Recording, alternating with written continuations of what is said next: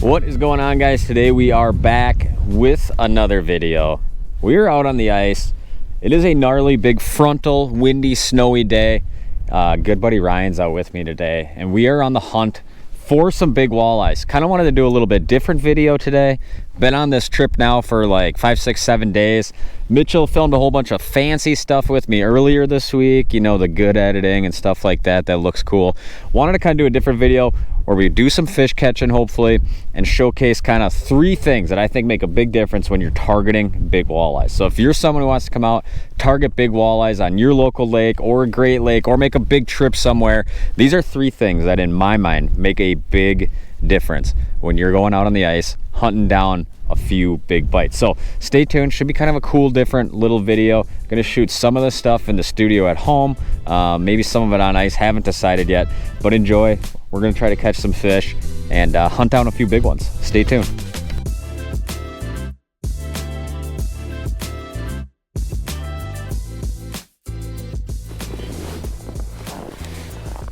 It's all you, baby. Got a flag, folks. Ryan is up to bat. 0-0. Not seeing it spinning, so that's a little concerning, but take him, son, that minute. Oh, Ryan, there's one on there. Got it. No. 12-pound line, so if it's a leader or if it's a wallet, you can pop them pretty good. Sun's not quite going yet. Got him? Yep. Ryan is on. How's he feeling? Decent? Decent. It's gonna be a walleye. That is for show. Unless we got the elusive, like, in the dark pike. Come on, baby. Come on, baby. We're in leader, boys. Oh, it's getting angry. It's gonna be a nice fish, I think. Yeah, it is. Oh yeah, look at him, Ryan. There we go. There we go. There we go. Just a fatty, man. Good work. Good work, my friend. That's what we're after. Cheers, guys. Let me grab my phone out. Look at that, folks. That is how I like to do it. Good work, Ryan. It's considered Green Bay. Part of Green Bay, I guess. Let me take a picture of you. All right, beauty. Let him All right. back down she goes. Catch and release, folks. Keep the fishery good. Yeah. Boom! Let's get it rigged up. Do it again. All right, well, we're talking about big walleyes. The number one thing is you have to obviously be around big walleyes to catch walleyes, right? Tough to catch them if they're way over there 3 miles and you're sitting here catching 15 inches.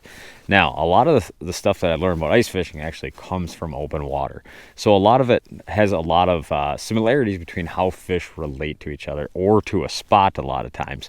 When we're fishing for big walleyes, a lot of times we're not looking at that tiny little super, little sweet spot that's tucked in a real small area. A lot of times when I'm looking for big walleyes, I'm looking for big pieces of structure and then smaller pieces on that really big piece of structure. And a lot of times you could think of a spot, this location that we're fishing has a ton of these little fingering points and flats and things like that that dip out into deep water.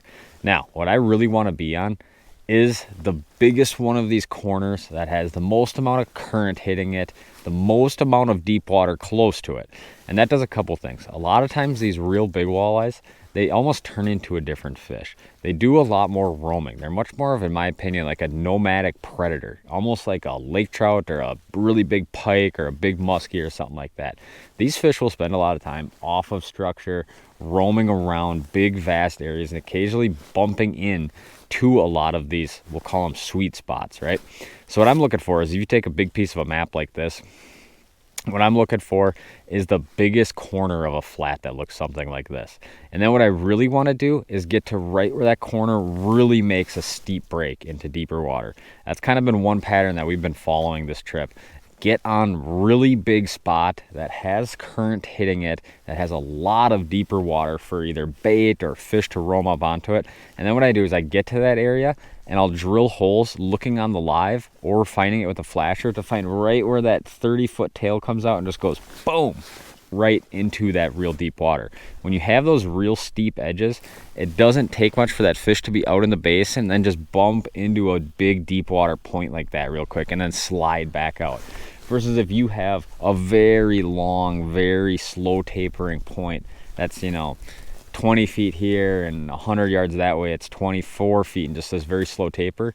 For that fish to get to you on that point, it could be a long process of that fish working around. Where if you're right on the very tail of that, where it just plateaus right out to the deeper stuff, that is a lot of times where I see big fish relating to. Doesn't matter if it's winter, doesn't matter if it's the middle of summer, doesn't matter when it is. These big fish are a different caliber of fish, and it seems like they like to really roam around a lot, using a lot of deep water and a lot of open water in a lot of these systems. So that's location wise, that's what I look for a lot. Now, the other thing to remember when you're targeting big fish, especially when it comes to location, we're not really concerned about like limiting out that day, right? That's not real high on the priority. A lot of times these spots are spots where you're not going to just pull up, drop a live unit down or a flasher down and jig a whole bunch of 15 inchers. Most of the time, these kind of spots are a spot where you might sit there for a very long period of time and mark a couple of fish, but they could be very big. And that is the hard part about hunting big walleyes, especially through the ice, where we're just much less efficient on the ice than we are in open water. It's easy to get sucked back into that spot where we know we can get a couple of fish, right? Or go catch a bunch of 15, 18 inchers, fish like that. These big fish generally do not school up with those eater-sized fish. They're generally much more loners. They'll come through in doubles, or you'll just see like a temporary wave of fish come through, where in 20 minutes you might mark 5 individual fish. Very rarely is it like, oh, there's 5 on the bottom right here. If you're marking 4 or 5 fish at a time on a flasher, on a live unit and straight down, those fish are probably not in that trophy caliber range. So it's a little bit of a mental game, but a lot of times think really big spots. Think, where is the biggest basin of this lake? Where is the most amount of deep water surrounding one spot? And then get on that sweet spot edge that's relating to that area.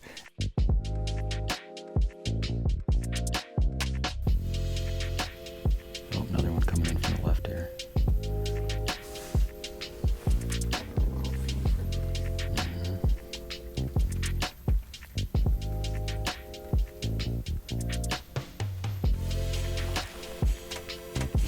You son of a...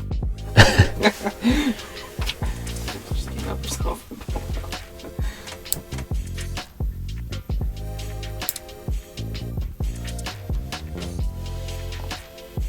Oh, dude. I'm just like, clearly one of us is about to set the hook.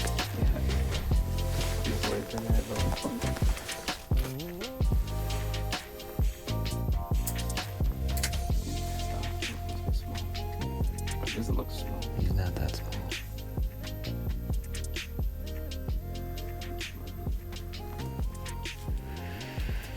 Oh, if that ain't the story of the West.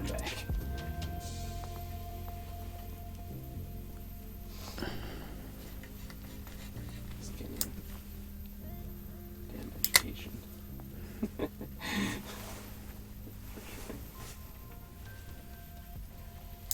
I'm just gonna pound it. Maybe he'll slap it on the bottom. Yeah, there you go.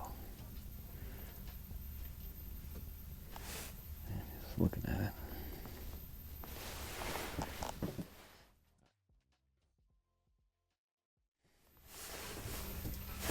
Oh, right. He bit it right off the bottom, huh?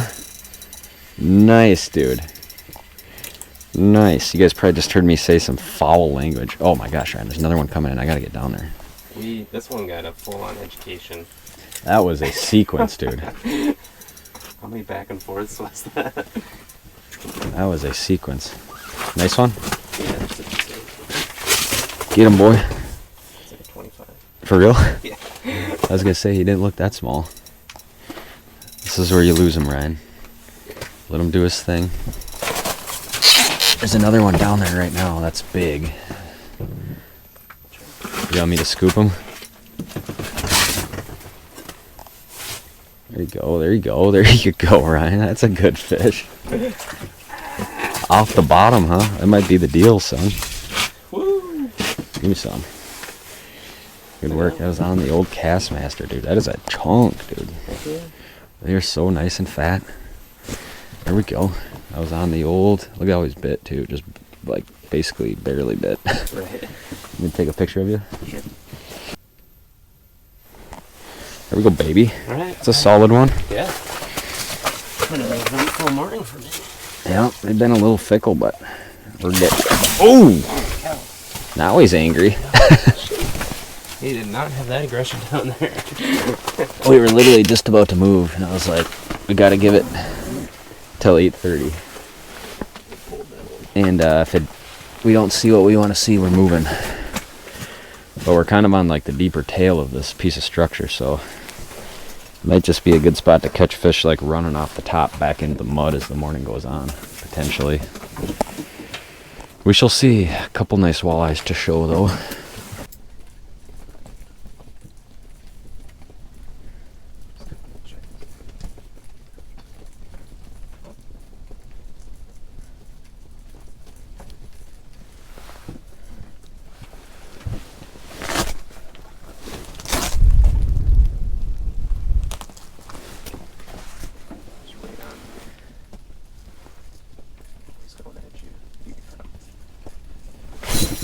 On right there.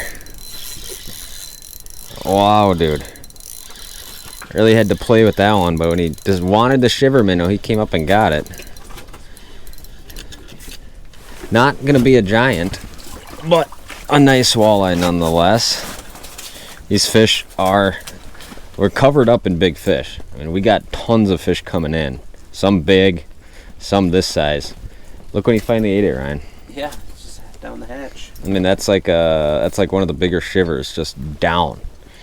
And if you're gonna play around hunting for big fish, a lot of times having a big bait on helps. This one in particular is not big, but he did come up and absolutely blast the old shiver minnow right there. Look at that, beautiful Great Lakes walleye on the jig stick right there. Absolutely love the colors on these guys, just dark gold. Perfect walleyes right there, my friends. That one came on. I'm not sure of what color this is. It's one of my favorite open water colors. Pink belly, gold sizes. You can see this one smashed into about 100 rocks. Open water, purple back, tiger bars like that. One of my favorites. It's the size under the biggest one, but a lot of times you're fishing big Great Lakes water, especially in deep water, you want a big presentation that can get noticed from a difference. These fish ultimately just roam a lot of these big giant flats. Of course, whenever you're hunting big fish, jigging is the favorite way to catch them, right? Can't be greedy when you're hunting big fish. You can't always catch them how you want to, as far as like, set lines are so effective too. But obviously, jigging changes a little bit when I'm targeting big fish. Just like my casting presentation might change in the summer if I'm strictly on a big fish mission, right? One thing I notice a lot is that these big fish, like we kind of talked about location, they do a lot of roaming. They cover a lot of water, and they roam a lot from like very deep basin to a shallow piece, and all around. They're much more of a predator. They're not so much like just picking down a weed bed a lot of times, looking for small stuff to pick off.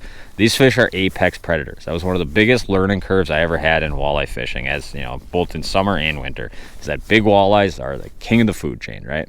They're right up there with lake trout, muskies, and pike. They eat big stuff, and they were willing to chase it. Those are a couple of the biggest things. So when I'm fishing big water like we were on this trip, my presentations definitely change a lot. If I'm used to fishing like a regular 1/8 ounce walleye spoon, one thing I'll do is I'll go way up in size, number one. And the one reason I do that is to draw more attention to me. So I'll go all the way up to like a 3/8 ounce Castmaster. This was a good one on this trip. This kind of got a little bit of white brightness here. See if I can turn that down for you guys. One that looks like this, silverback, kind of like a leopard, almost like a pink and a purple on the front there, or like a big 3/8 shiver spoons. These spoons in the 3/8 size. First of all, this is nowhere near way too big for a walleye to eat. Second of all, the number one thing this does is gets me noticed when I'm fishing these really big spots. So I want to get noticed is the number one thing I'll do when fishing a big bait. The other bait that was really good for me was the bigger 1/4 ounce size of the ice winder right here. Now this isn't a super big bait. It's a little bit bigger than probably the average walleye spoon, but the number one thing it does is it has so much flash and flutter and roll that it draws a lot of attention to me. And the fourth bait that we fished a lot and did well on this trip, or when I'm fishing big walleyes in general, summer or winter, is a shiver minnow in either of those bigger sizes. I like fishing the big one, and I do not tip this one with any bait. A lot of times these other two options, I'll put a minnow head or a minnow tail or something like that on there, just some kind of scent.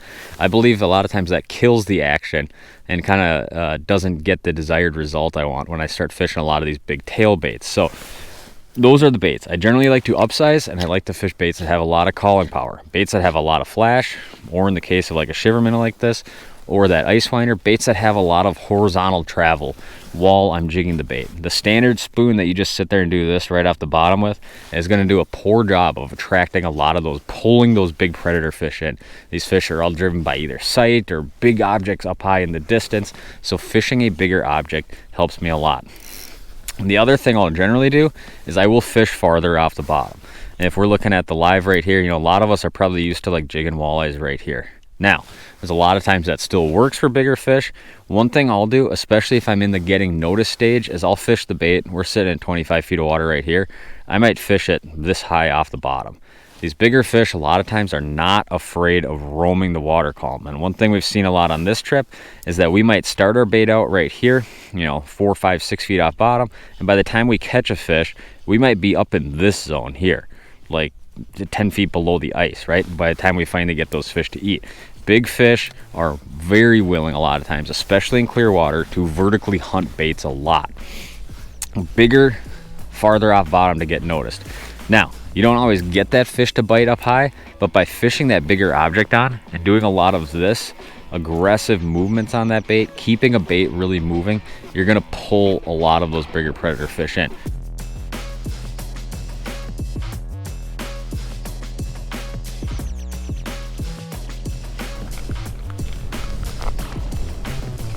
All right, guys, we have a flag here.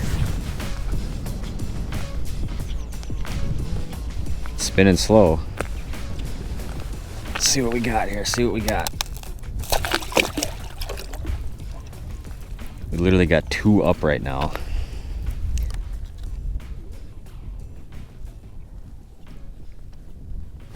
On, right there. All right, this is feeling good. We got 2 up, so I'm gonna catch this one, and then we're gonna deal with the other one here. Don't be a pike, baby. Don't be a pike. Come on. Waited till the prime time. Haven't seen anything on the graph. Feels walleye head shakes here. Big head shakes here, Ryan. Oh gosh, I hope I'm not wrong. Oh yeah, it's a good one. It's a good one, Ryan. It's a good one. Come on, girl. Oh gosh, big head shakes, big gnarly head shakes, dude. Big wallows. Oh, fishing like some relatively thin ice. You just got to get them started. Oh, look at that one. Look at that one, Ryan. That girl. That's a good one right there. Yeah, chubby. Wow, dude, what a stud. Sometimes you wait so long for that prime time bite. Oh, look at that walleye right there. Just a stud, man. That is what we are after. Big, thick, low numbers walleyes right there. Wow, what a beautiful fish. Let's let him go quick. You guys a male? It's a long one. It's probably 27, right. You think? Yeah. Let's let him go. Look at that one. Oh, dude, I love it. I love it, but it's not over, Ryan. We got another flag up. Check it out. Oh my gosh, my hand is froze. Yep, warm them up quick, warm them up quick.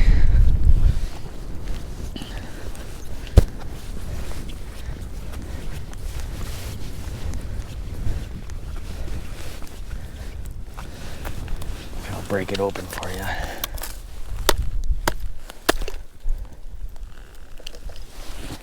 Oh, he's on there, Ryan.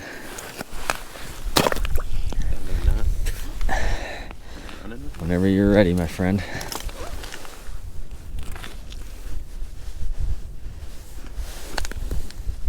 Got him? No? Yep. On. We're hooked up. When it rains, it pours, Ryan. Could it be? It feels fucking heavy. Another big in here. Feels good, guys. Come on, baby. If I say we haven't marked anything. No, this is straight up a low numbers hunt. Is it feeling big? A lot of weight. I like that. I like that. Set lining or jigging. We're gonna get them however they come. Can't be picky on these low numbers ventures.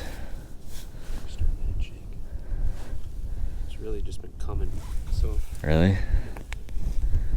Right at the hole is obviously where he gets.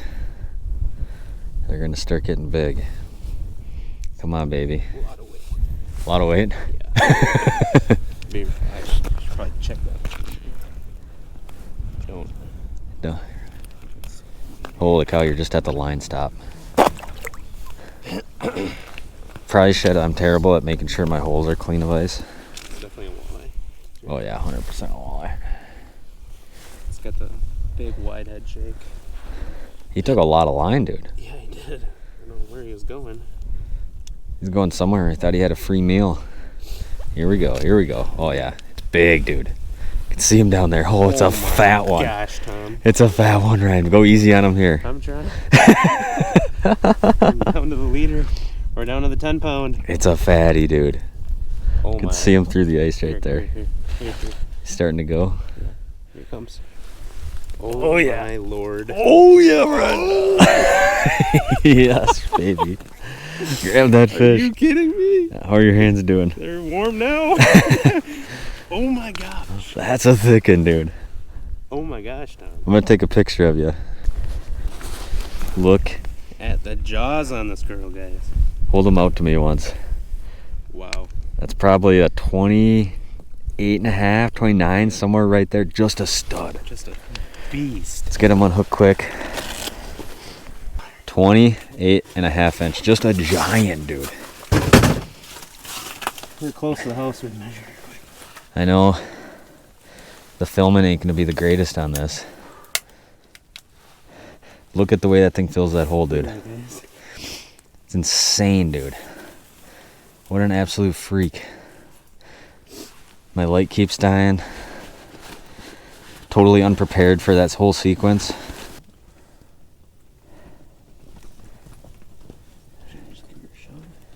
Yeah. Oh.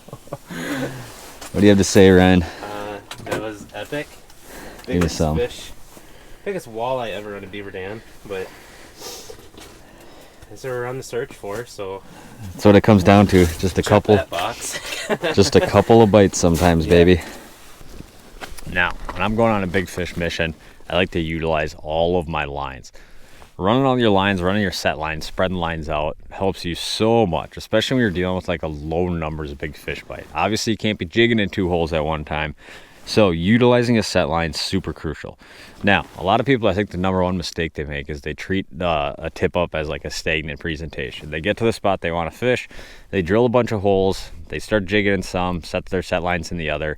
They move around jigging all day, but they never move their set line based on, generally what I like to do, spread myself out, different depths, stagger the height in the water column, spread lines out. And then if I all of a sudden have a bunch of fish here, flags over there aren't going up, I'll move stuff around a lot.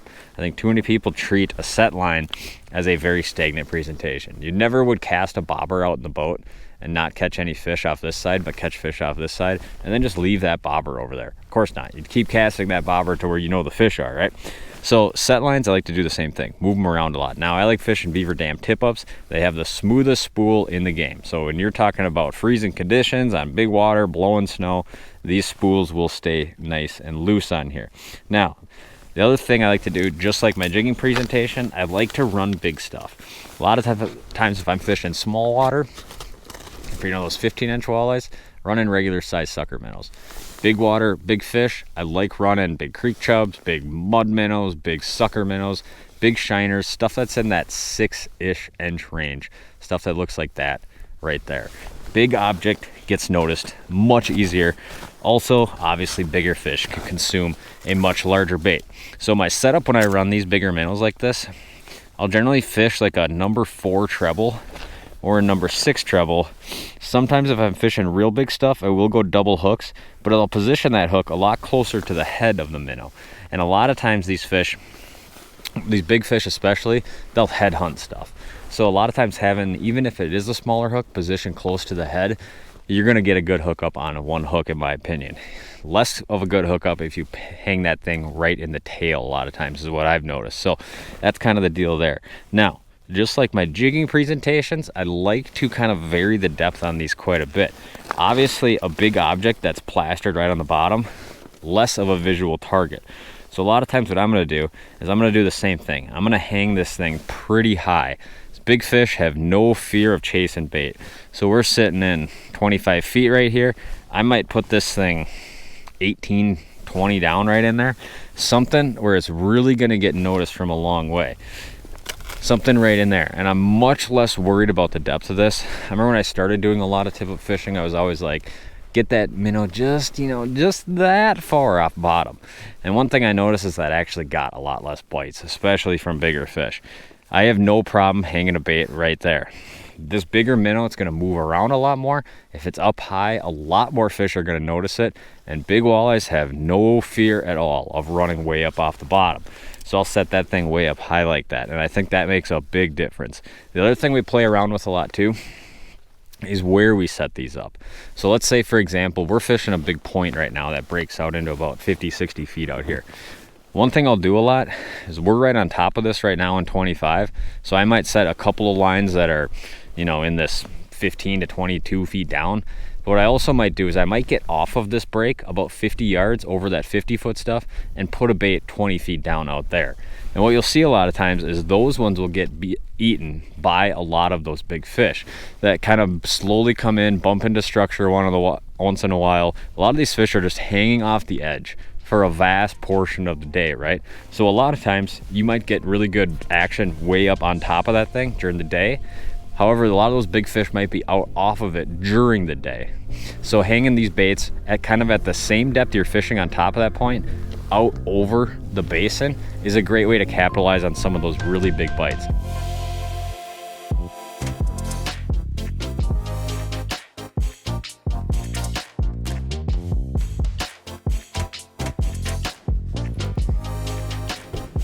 Well, hopefully you guys enjoyed watching this video. Honestly, wasn't sure if I was even gonna make this one a video. Just got back from this trip.